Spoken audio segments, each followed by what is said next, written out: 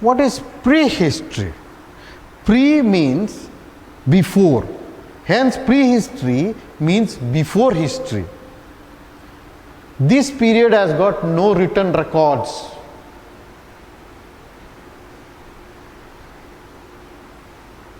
And then how do we know about prehistory when there are no written records? It is we reconstruct prehistory on the basis of the study of tools, weapons, pottery, bones, cave dwellings and cave paintings at that time. The prehistory has no written records, therefore, whatever we get from excavations by our archaeologists, we draw a conclusion of prehistory. Then comes history. History has got written records. Now, how were these records written? They were either written on copper plates, bark of trees, dry palm leaves, rocks. So, whatever is written on this bark of trees, copper plates, or even on solid rocks and pillars, they are called manuscripts. Manu means man, script means written by man. Now, what is written on animal skin, they are called parchment. Parchment means ancient writings done on the animal skin. Now, sources of history. How do we know what happened in the past? The sources of history.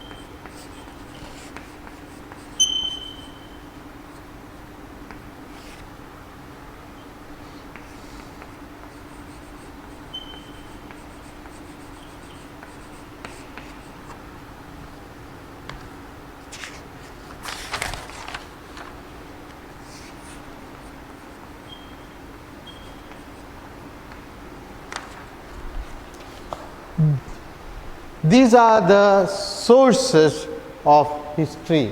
I think you can see the blackboard clearly. This can be divided into two parts.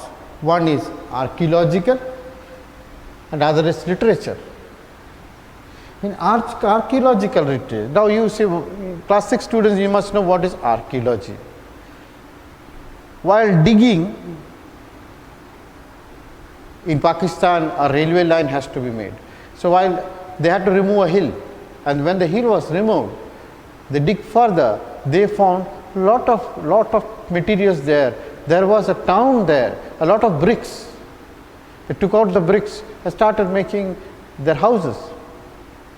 Later on, when the Archaeological Survey of Pakistan found it, they went and covered that area under security and started studying what type of town it was. But it was beneath in the soil. So, these are archaeological sources.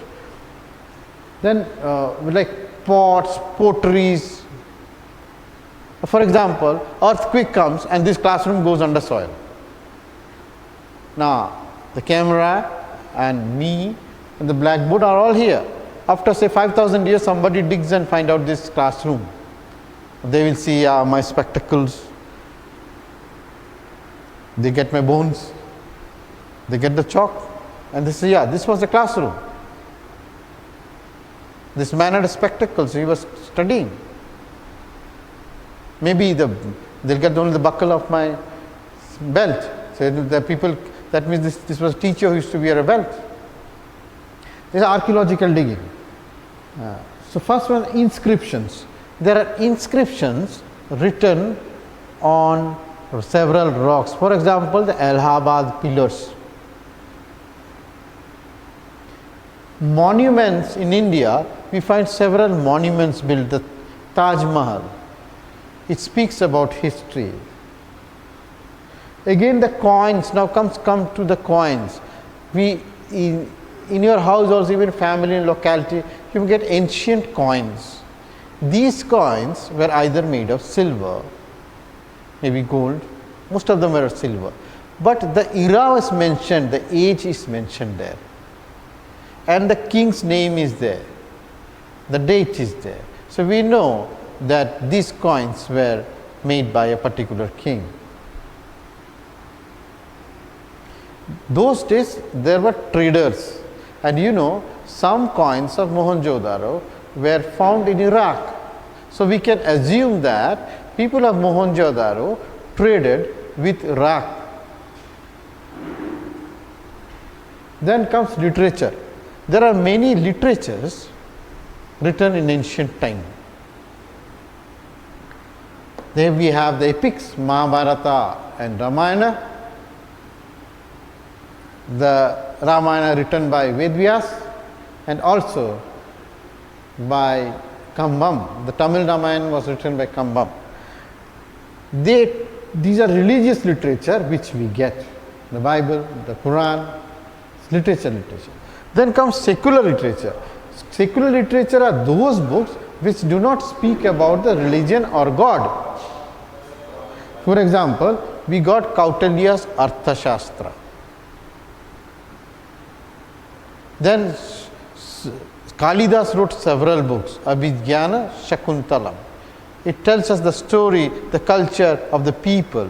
These are secular literature which does not speak about God or religion, but speaks about the life of common man in those days.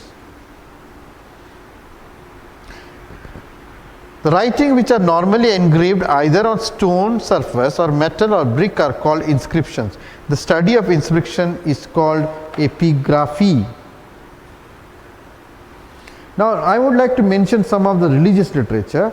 They are Ramayana, Mahabharata, Upanishads, Puranas, and secular literature, the Fahin, Megasthenes, Kalidasa wrote Meghaduta, and archaeological sources you can see in page 11. What is archaeology?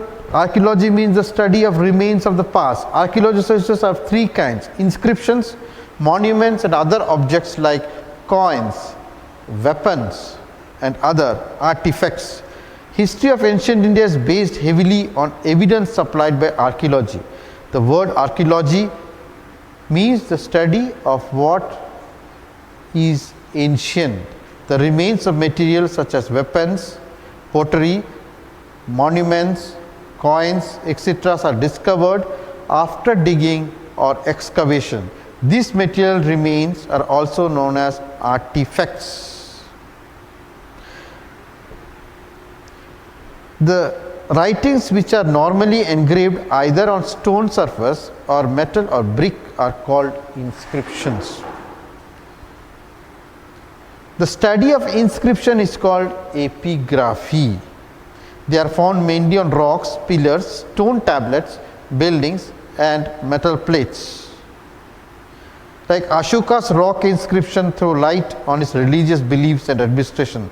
Allahabad pillar inscription tells us about the extent of Samudragupta's empire and his conquest.